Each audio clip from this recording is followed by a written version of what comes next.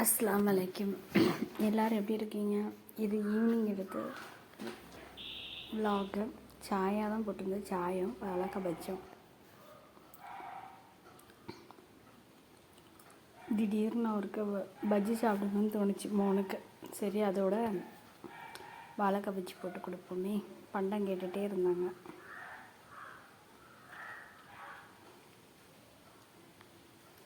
நீங்கள் எல்லோரும் எப்படி இருக்கீங்க? அது இன்றைக்கி கடையில் ஒரு வாழைக்காய் வாங்கிட்டு வந்து எதுக்கும் ரெடிமேடாக வச்சுருந்துருக்கேன் போல். சரி, டக்குன்னு எடுத்து பொரிச்சு கொடுத்தாச்சு. இது பஜ்ஜி மாவு சக்தி தான். சக்தி பஜ்ஜி மாவு. ஈவினிங் வேறு டைம், இனி ஸ்கூல் படிக்க உட்கார வைக்கணும். அதனால் படன்னு வேலை பார்த்துருந்து.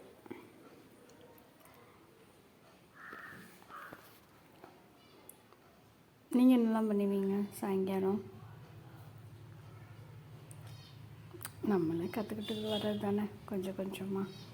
அதுதான் தண்ணியெல்லாம் கரெக்டாக இருக்கா என்ன ஏதுன்னு பார்த்துட்ருக்கிறது. பாத்திரம் வச்சாச்சு, எண்ணெயை ஊற்றிக்க வேண்டியதான். பாமாயில் தான் இன்றைக்கி எடுத்துகிட்டு வந்தேன்.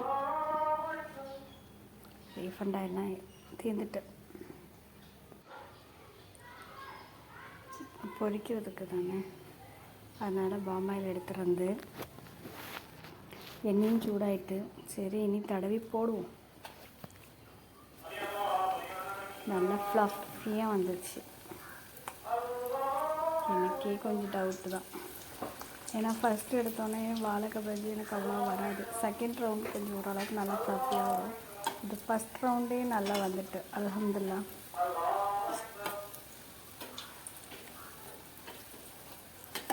திரும்ப மாட்டேன்னு அது சொல்லிகிட்டு இருந்தது கொஞ்ச நேரம்.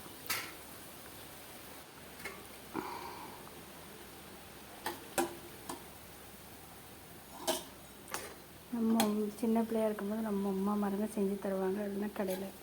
இப்போ நம்மளே ஒன்று ஒன்று செய்யும்போது நல்லா இருக்குது பிள்ளைங்க சாப்பிடும்போது. ஆனால் ரொம்ப வேலையாகவும் இருக்கும்ல.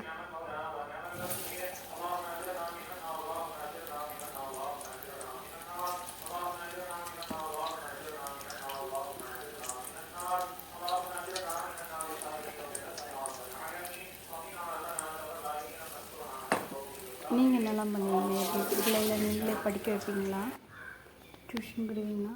இவங்க டியூஷனுக்கு போனாங்கன்னா ஆவரேஜ் தான் மார்க் எடுப்பாங்க. நம்மக்கிட்ட இருந்தால் தான் கொஞ்சம் ஃப்ரீயாகவும் ஆகிடுவார். டக்குன்னு கொஞ்சம் படிக்கவும் செய்வாங்க. நேரத்தோடு படுக்கவும் தூங்க போட்டுடலாம். இல்லைன்னா நைட்டு 9:30 மணி வரைக்கும் ஆகும். அதனால் டியூஷன்லாம் விடுறது கிடையாது. நான் சாயாக்கு எதுவுமே போடணும். இஞ்சி, தேயிலை, சீனி, அவ்வளவுதான். ஏலக்காய் போட மாட்டேன்.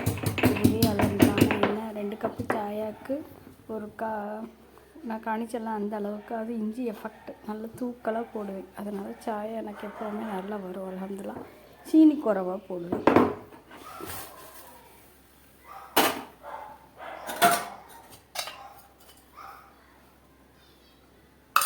தேயிலை போட்டுக்கலாம்.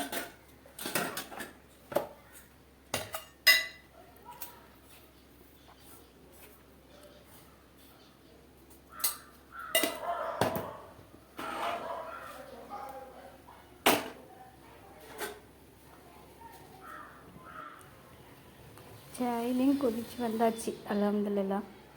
இனி சாயா வடிகட்டிட்டு சாயா குடிக்க வேண்டியதான். நீங்களும் வாங்க. எனக்கு எப்படி இருக்குன்னு சொல்லுங்கள், கமெண்ட் பண்ணுங்கள். நானும் புதுசு இல்லையா.